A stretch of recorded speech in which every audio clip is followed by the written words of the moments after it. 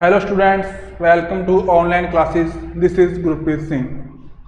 देखिए, हम डिस्कस कर रहे थे ग्लोरियस पास्ट ऑफ इंडिया पर। हमने जाना कि कौन कौन से सोर्सेज हैं, लिटरेरी सोर्सेज और आर्कियोलॉजिकल सोर्सेज। हमने जाना कि क्या सनातन दर्शन है, क्या सनातन फिलोसफी है, बुद्धिस्ट लिटरेचर, जैनिज्म लिटरेचर के बारे में। उसके बाद हमने 16 संस्कार, 16 संस्कार की बात की। ठीक है ना।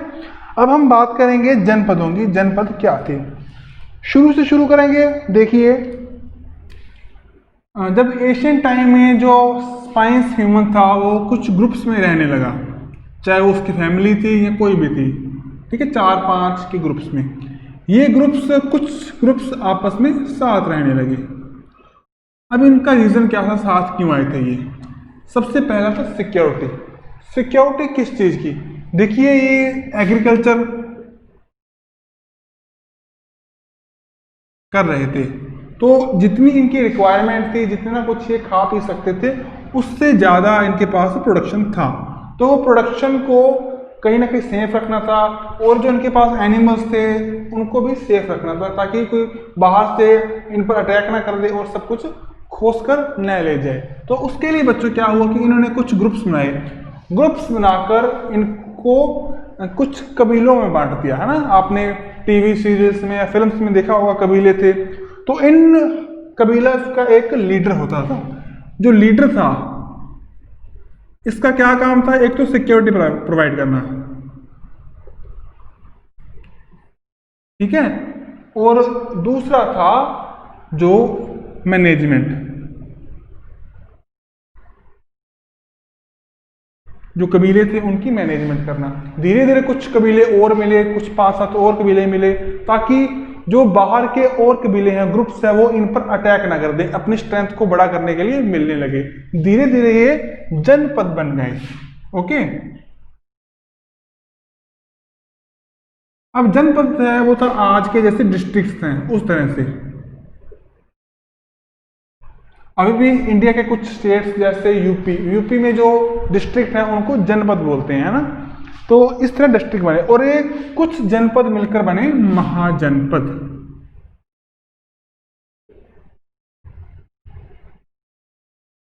ओके बच्चों, महाजनपदों की जो नंबर्स था वो थी बेसिकली 16 भी थी, कुछ जगह अलग अलग मिली हैं। हम इनके बारे में डिस्कस करेंगे कौन कौन से थे। देखिए, आज के टाइम में जो हमारा एडमिनिस्ट्रेशन कैपिटल है, ये हमारी जो सिक्योरिटी है, हमारी फोर्सेज है, उनकी कैपिटल है दिल्ली। लेकिन इससे पहले जो एशियंट इंडिया था, एशियंट हिस्ट्री में हमारी कैपिटल थी इंडिया की पाटलिपुत्रा, जो आज का बिहार की पटना की कैपिटल है। ठीक है ना। और ये कौन से स्टेट में थी? ये थी मगध में। यहीं पर क्यों थी? क्यों ये हमारी पूरी इंडिया की पावर का जो सेंटर था, क्या इसका कारण था? तो सबसे जो खास कारण था वो पहला था कि यहाँ पर आयरन माइंस थी, यानी कि यहाँ से आयरन निकाला जाता था, और आयरन सबसे ज्यादा काम आएगा वेपन्स और इसके और टूल्स बनाने के लिए। तो सबसे जरूरी वेपन्स, क्योंकि वेपन से ही हम लड़ाइयाँ लड़ेंगे, अपने आप को सिक्योर करेंगे। तो सबसे जो अच्छी डिप्लोमेटिक जो सिचुएशन थी वो थी मगध की। ठीक है बच्चों। दूसरा, इसके पास पास कुछ सी पोर्ट थे। सी पोर्ट से होता था ट्रेड, तो ट्रेड करने के लिए सबसे अच्छी जगह भी मगध थी। हम जानेंगे क्या थे जनपद, कौन कौन से जनपद थे, और इनकी कैपिटल के बारे में क्या कुछ है। ठीक है ना बच्चों। तो आइए शुरू करते हैं। सबसे जो पहले अपने नाम ले ही लिया, मगध। मगध मगध की वैसे कैपिटल थी पाटलिपुत्र। ठीक है बच्चों, मगध, इसकी कैपिटल थी पाटलिपुत्र।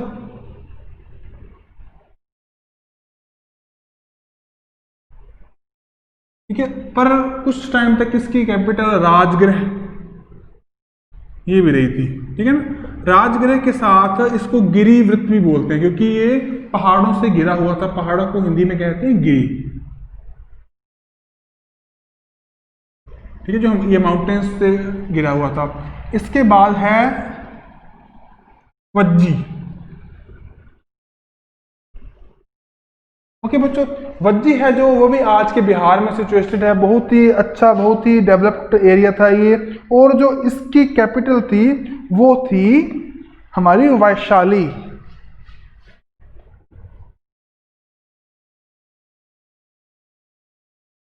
ओके बच्चों, थर्ड थी कंबोज। देखिए बच्चों, कंबोज आज के इंडिया में नहीं है, ये जो हमारा कश्मीर है उसके नॉर्दर्न साइड में है। और जो कंबोज था इसकी कैपिटल राजापुरा थी, ठीक है ना।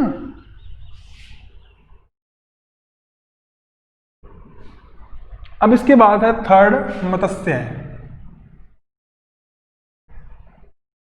मत्स्य, इसके बारे में डिस्क्राइब किया गया है हमारे महाभारत में भी। महाभारत में जो पांडव थे उन्होंने अपना एक जो वो उसे घर से निकाल दिया गया था, तो वो इस जगह पे आकर रुके थे। और जो मत्स्य है इसकी कैपिटल है विराटनगर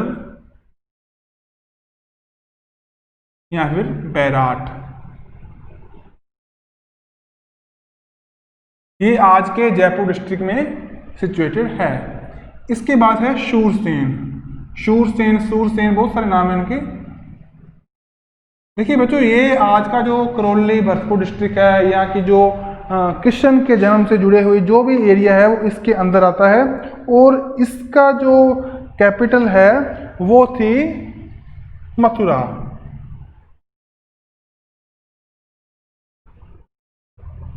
इसके बाद अश्मक।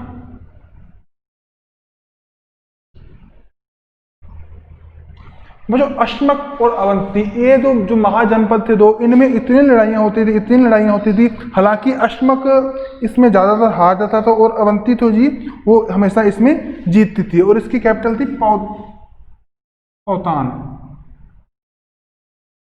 ठीक है, ये जो नर्मदा और गोदावरी रिवर है इनके बैंक के बीच में था।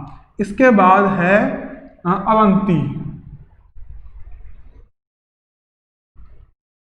इसकी कैपिटल थी उज्जैनी।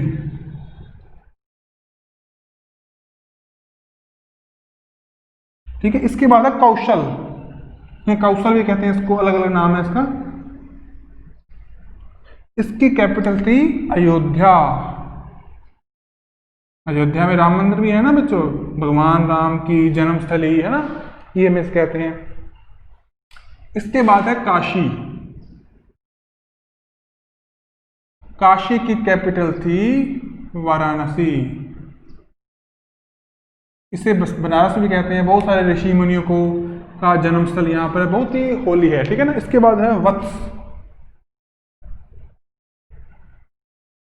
इसकी कैपिटल थी प्रयाग। इसको आजकल हम प्रयागराज कहते हैं। इससे पहले इसका नाम इलाहाबाद था। इलाहाबाद ये मुस्लिमों की देन थी। ठीक है ना बच्चों।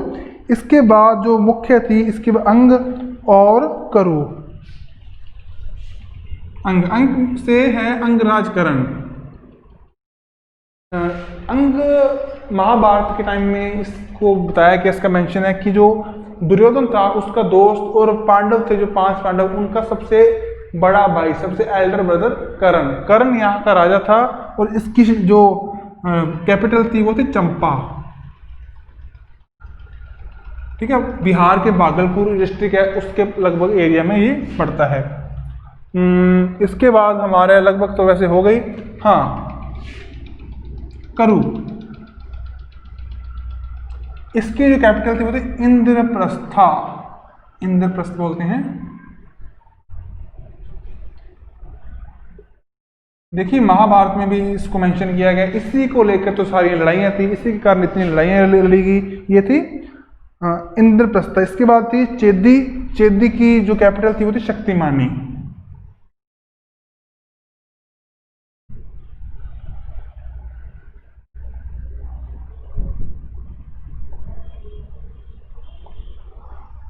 और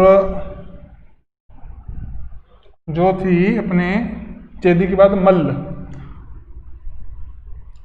देखिए आज का जो गोरखपुर है उसके साइड में, उस एरिया में ये मल्ल थी। और काफ़ी बढ़िया एरिया था, को डेवलप्ड एरिया था।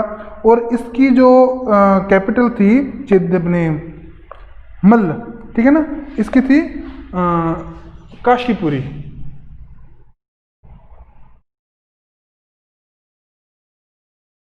उसके बाद में बहुत खास गांधार। गांधार में तक्षशिला यूनिवर्सिटी थी, आप सभी को पता है ना, सॉरी गांधार।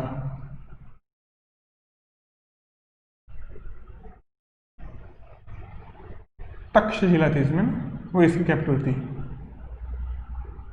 ये आज का जो पाकिस्तान है, वेस्टर्न पाकिस्तान और ईस्टर्न अफगानिस्तान, वहां पर सिचुएटेड है। इसके बाद थी बच्चों पंचाल।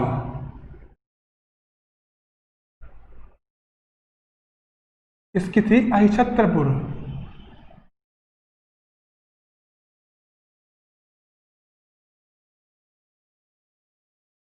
इस तरह ये सभी थे हमारे महाजनपद। बहुत इसका हमारी हिस्ट्री में रोल रहा है।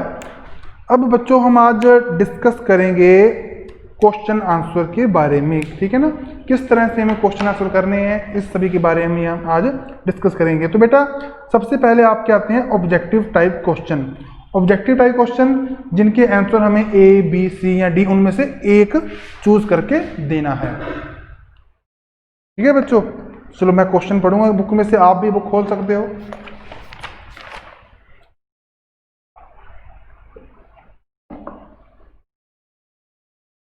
हाँ, सबसे पहला क्वेश्चन है कि किस वेदा में जो हमारी अर्थ है उसे भारत माता कहकर एड्रेस किया गया है, उसको मेंशन किया गया है भारत माता। तो बच्चों इसका आंसर है अथर्ववेद। अथर्ववेद में इस बात को मेंशन किया गया है, ठीक है ना बच्चों। आगे बात है मिडास ऑफ गोल्ड, ठीक है। ये बुक किसने लिखी है? तो बच्चों आप बताइए मिडास ऑफ गोल्ड किसने लिखी है? आपने पढ़ा था मैक्स मुलर, डी कोशाम्बी, अल मसूदी या अल बरूनी, किसने लिखी है बच्चों? ये लिखी है बच्चों अल बरूनी ने, ठीक है ना। मिडास ऑफ गोल्ड,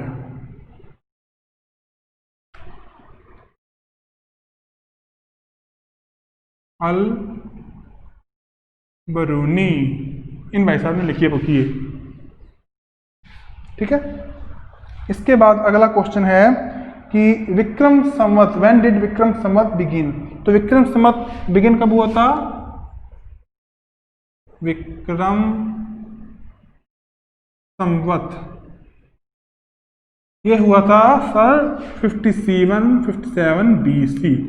यानी कि अगर हम आज का जो हमारा 2020 है इसमें 57 ऐड कर दे तो विक्रम संवत आएगा। और विक्रम संवत शुरू कब होता है? ये होता है हमारे चैत्र, एक मंथ है, ठीक है ना, उसमें, और ये मंथ होता है लगभग मार्च में। इसके बाद अगला क्वेश्चन है हमारा which of the following is not a Vedang? इनमें से कौन सा वेदांग नहीं है? शिक्षा, व्याकरण, एस्ट्रोलॉजी और सूत्र। देखिए एस्ट्रोलॉजी भी है, ज्योतिष, ओके, व्याकरण भी है, शिक्षा भी है, और कौन सा नहीं है? सूत्रा। सूत्रा क्या थे? भगवती सूत्र, कल्प सूत्र, ये सभी जैनिज्म लिटरेचर थे। फिफ्थ क्वेश्चन है in ancient India the book written on navigation Yukti Kalpa was written by? ये किसने लिखी थी? कल्प सूत्र, भगवती सूत्र आपने ये नेविगेशन पर Raja Bhoj, okay. Question 6 the Aranyak of Rigveda occupied and lived in the area? ये थी स्पष्ट संधव, okay. During the Sindhu Saraswati civilisation the remains of huge stadium were found? अब जो स्टेडियम के रिमेन्स वो कहां पर मिले थे? धोलावीरा। इसमें और क्या मिला था? धोलावीरा में इसमें हमें मिले थे डस्टबिन। धोलावीरा में और क्या मिला था? डस्टबिन। स्टेडियम से क्या पता लगता है कि लोग एक साथ बैठते होंगे, एक साथ गप्पे मारते होंगे, ठीक है, माहौल अच्छा होगा। अब इसके बाद क्वेश्चन है during the Mahajanapada period the place where the सांबा वाज हेल्ड कॉल्ड?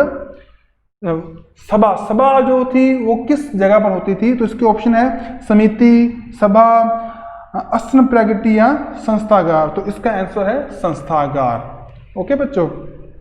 अब नेक्स्ट क्वेश्चन है वो थोड़े से शॉर्ट आंसर टाइप क्वेश्चंस हैं, ठीक है बच्चों। इनमें पहला क्वेश्चन है which archaeological start research campaigning of vanished Saraswati river. देखो सरस्वती रिवर अब वैनिश हो चुके हैं, ये हमें पता है, लेकिन इसको सबसे पहले शुरू किसने किया था? तो इसको शुरू करने वाले थे डॉक्टर वी.एस. वकनकार। सरस्वती से जुड़े हुए हैं डॉक्टर वी.एस. वकनकार।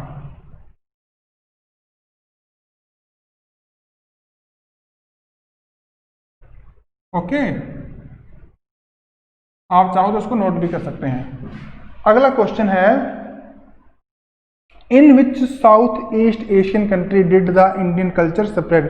देखिए वो कौन सी साउथ ईस्टर्न इंडियन कंट्री है जहां पर हमारा कल्चर फैला था? देखिए कंबोडिया। कंबोडिया में हमने देखे थे ना, कंबोडिया अंगरकोट में वहां पर हिंदू टेम्पल्स थे। तो कौन कौन से हैं? कंबोडिया। और कौन से हैं? जावा। और कौन से हैं? थाईलैंड। और कौन से हैं? म्यांमार। और कौन से हैं? सुमात्रा। बच्चों ऐसे बहुत सारे हैं नेशंस, कंट्रीज जिसमें हमारा कल्चर फैल चुका था। अगला क्वेश्चन, वेयर आर द एम्पोटिम ऑफ अंगरकोट सिचुएटेड। तो कहां पर है अंगरकोट वाट? अभी बताया हमने, कंबोडिया में। अगला क्वेश्चन है, describe the special feature of neolithical as.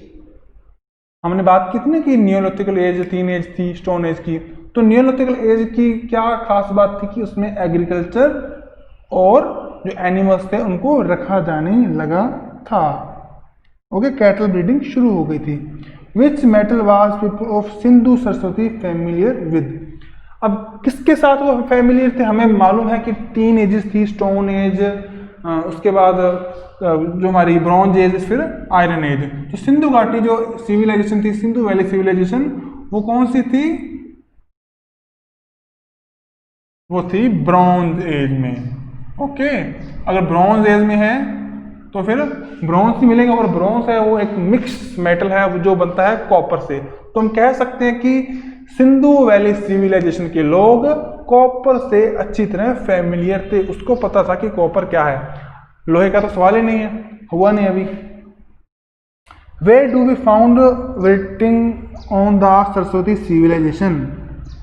देखिए सरस्वती सिविलाइजेशन की सबसे ज्यादा, वैसे तो एक साइन बोर्ड मिला है हमें, लेकिन वो सिर्फ एक मिला है धोलावीरा में, पर सबसे ज्यादा जो हमें आर्टिकल्स मिले हैं वो मिले हैं स्टैंप्स पर। ठीक है, क्योंकि उनका जो बिजनेस था वो दूर दूर तक था, अपनी बातें लिखने के लिए उसका इस्तेमाल करते थे। हमें उनकी स्टैंप कितने दूर मिली हैं? देखिए हमें जो मेसोपोटामिया उसकी एरिया में मिली है, इसके अलावा हमें जो तुर्की का एरिया है वहां पर मिली है, बहुत सारी जगह मिली है। अगला क्वेश्चन है, which subject have been treated in the Aranyak granth. Aranyak ग्रंथ में सिर्फ फिलोसफी है, कमेंट्रीज है, ठीक है ना।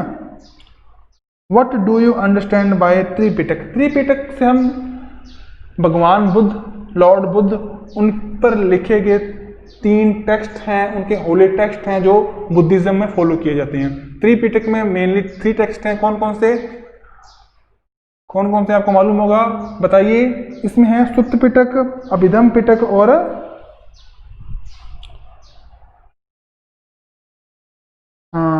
सुत्त पिटक, अभिधम पिटक एंड विनय पिटक, ठीक है ना बच्चों। अगला question, between whom was Dasharaj battle found. देखिए इसमें सुदास के साथ इनकी बैटल हुई थी, इतना ही है बस लिखना है अपने को। नेम एनी 3 ब्राह्मण ग्रंथ। कौन कौन से हैं ब्राह्मण ग्रंथ? ऐत्रेय, कौशिकी और सतपंथ, जितने भी लिख दीजिए। 2 ऐसे जो थे मैथमेटिशियन, उनका नाम पूछा गया, बहुत सारे हैं, भास्कराचार्य, आर्यभट्ट, किसी का भी लिख सकते हैं आप। नेम द 16 संस्कार। 16 संस्कार कौन कौन से हैं? सबसे पहले गर्भदान था, ठीक है, उसके बाद उसका पुंसवन हो गया, फिर स्मंतोनयन, फिर जातकर्म, नामकरण के बाद उसका जो 3 मंथ के बाद उसको मून लाइट या सनलाइट में लेके आते हैं, उसे हम कहते हैं निष्क्रमण। फिर 6th मंथ की एज में उसे हम कुछ ना कुछ खिलाएंगे, ठीक, उसे कहते हैं अन्नप्राशन। उसके बाद चूड़ाकर्म या जड़ूला भी कहते हैं इसको, वो था। मुंडन भी कहते हैं इसको, उसके सिर के जो बाल हैं उसको शेव कर देते हैं क्योंकि वो इनप्योर हैं, क्योंकि जो प्रेगनेंसी में 9 मंथ तक जो बेबी अपने मॉम के स्टोम में रहा है उसके कारण उसके बाल इम्प्योर हैं, तो उनको हटा देते हैं। इसके बाद जब वो बच्चा थोड़ा बड़ा होता है उसका वेदारंभ, वो पढ़ाई लिखाई करनी शुरू करता है अपने ग्रैंड पेरेंट्स के पास। फिर जब थोड़ा और बड़ा होता है तो जात कर्म या उपनयन, उसमें एक जनेऊ होता है, एक थ्रेड होता है, उसको डाल देते हैं और ये ब्रह्मचार्य को फॉलो करता है। इसके बाद जब वो और बड़ा होगा तो उसको सीखने के लिए गुरुकुल में भेज देंगे, ठीक है ना, जैसे आज के स्कूल्स हैं उस टाइम गुरुकुल था। उसके बाद केशांत में बच्चा अपने बालों को कटवा लेता है। क्यों कटवाता है? क्योंकि वो उस टाइम में ग्रेजुएट हो चुका होता है, वो स्नान करता है, ठीक है, बाथ लेता है, बाथ को कहते हैं स्नान, और स्नान करने के बाद बनेगा वो स्नातक, और स्नातक को कहते हैं अपने ग्रेजुएट, तो वो ग्रेजुएट हो जाता है। उसके बाद समापवर्तन कि वो जो उसने ब्रह्मचर्य को अपनाया था उसको छोड़कर अपनी होम लाइफ में एंटर करेगा, तो वो कुछ ऐसे स्मेल वाले घड़े होते हैं, मटके होते हैं, पॉट्स होते हैं, उससे वो बात करेगा, बनाएगा वहां से। फिर उसकी शादी होगी, विवाह संस्कार, और लास्ट टाइम वो जब मर जाएगा उसका क्रीमेशन होगा, वो संस्कार, अंत्येष्टि संस्कार। ठीक है बच्चों। इसके बाद है शॉर्ट आंसर टाइप क्वेश्चंस। इसमें अपने जो आंसर है वो 4 to 5 लाइन्स में देना होता है। इसमें जो आपका क्वेश्चन है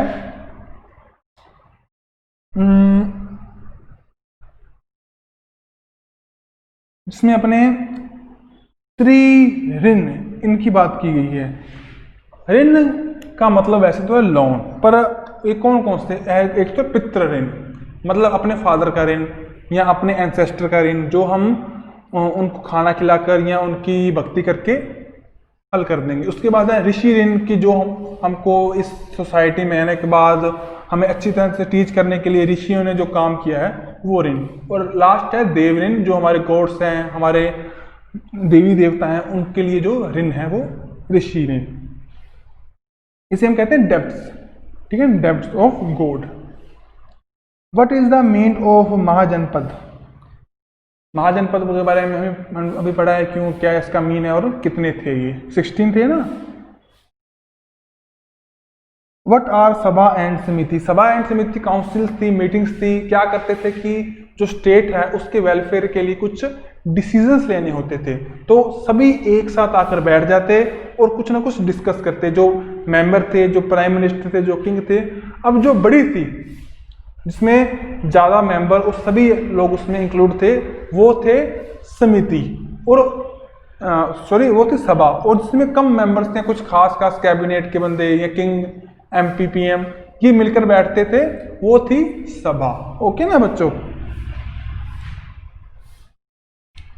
इसके बाद अगला क्वेश्चन है describe the contribution made to the Indian history by foreign literature. देखिए बच्चों, हमें अपने बारे में ज़्यादा कहाँ से पता लगेगा? हमें पता लगेगा बाहर के लोगों से, ठीक है ना। बाहर के लोग हमारे बारे में ज़्यादा बता सकेंगे। एशियंट इंडिया था, उसमें हमारे सोर्स हैं जो हमें जानने में मदद करते हैं हमारी हिस्ट्री के बारे में, वो है मेनली आर्कियोलॉजिकल सोर्सेज। जैसे जो आर्कियोलॉजी के हमें इंस्क्रिप्शन मिले, स्कल्पचर मिले, उस टाइम की जो आर्टिकल्स मिले, उनसे हमें पता लगेगा कि उस टाइम में कैसा माहौल था, कैसी सोशल, पॉलिटिकल और एडमिनिस्ट्रेशन जो स्ट्रक्चर थी।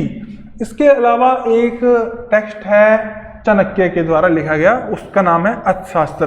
अब चाणक्य खुद प्राइम मिनिस्टर रहा था, तो जाहिर सी बात है कि वो अपने लिखे हुए रूल्स, अपनी लिखी बुक को अपने जो रूल में उसको इम्प्लीमेंट करेगा, तो उससे भी पता लगेगा।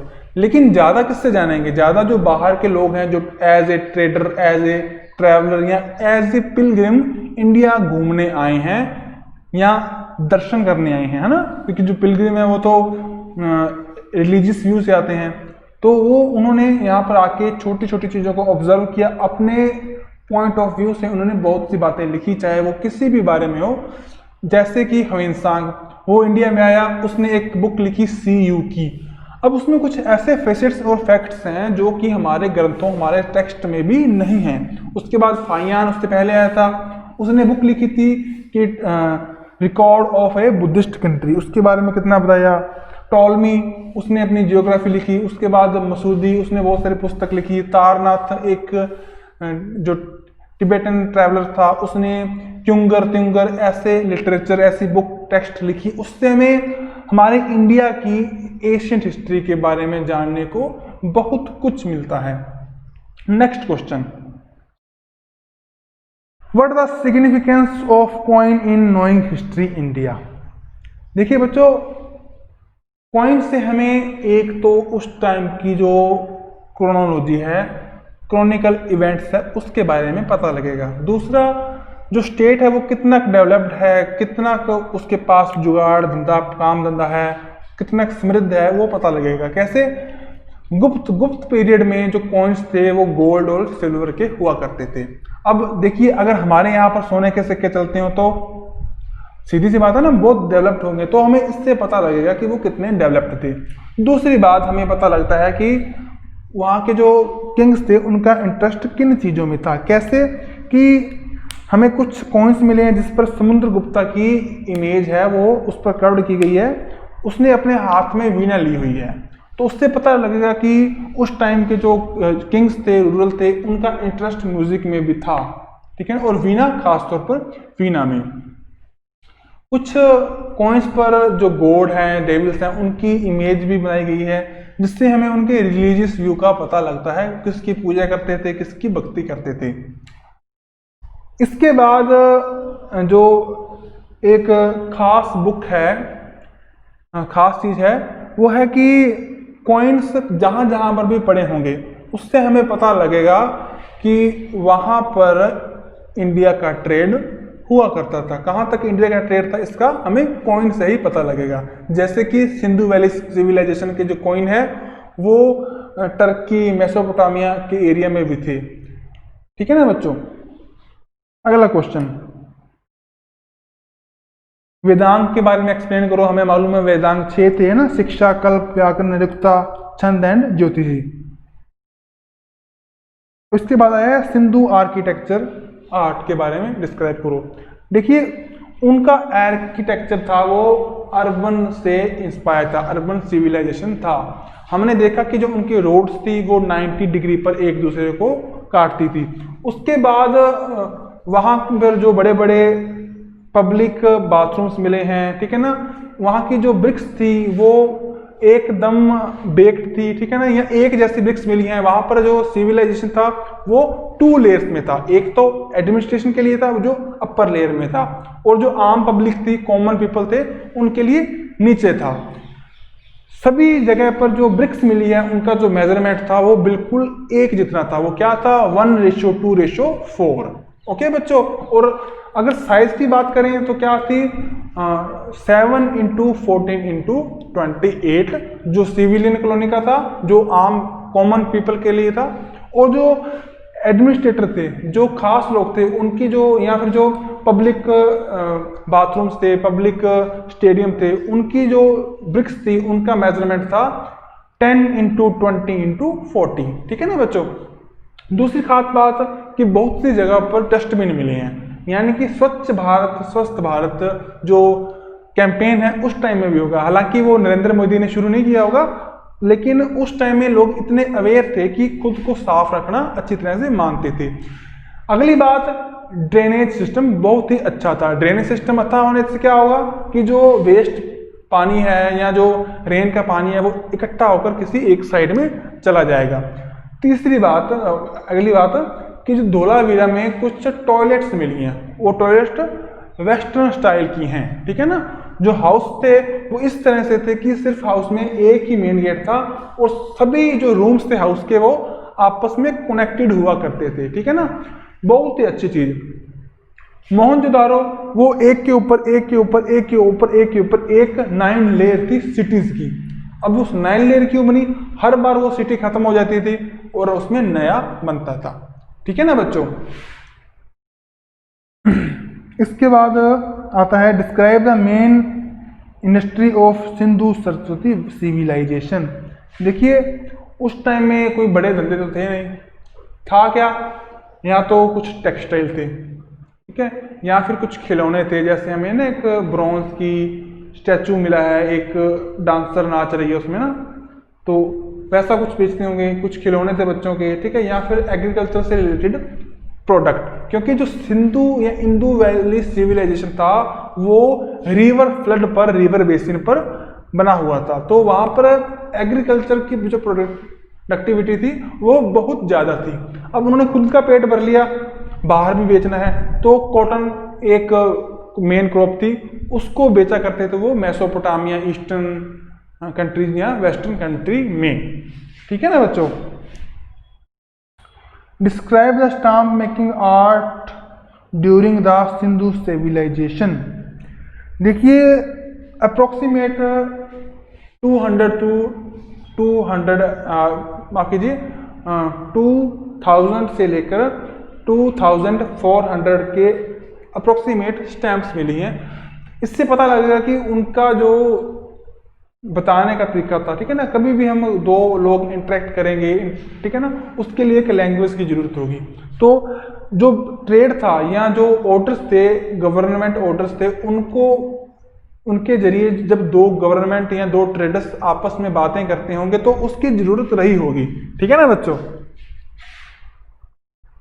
अगला है Kautilya. Which subject did Kautilya include in Indian history. देखिए बच्चों, कौटिल्य ने एक बुक लिखी थी अपनी अर्थशास्त्र, है ना, आपको मालूम होगा।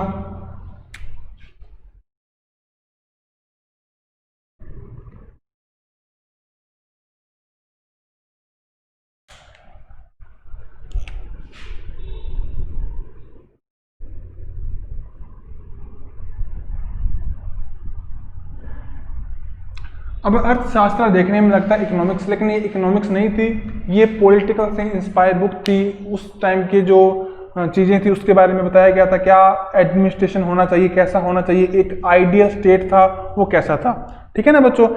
ये हमारा चैप्टर यहीं पर पूरा होता है। हम अगले चैप्टर में बात करेंगे जो हमारे मौर्य जो एम्परर थे उनके बारे में और उनसे रिलेट करेंगे, ठीक है ना। अब ये सभी आपको अच्छी तरह से याद करना है, नोट्स आपके इसको दे दिए जाएंगे। Thank you.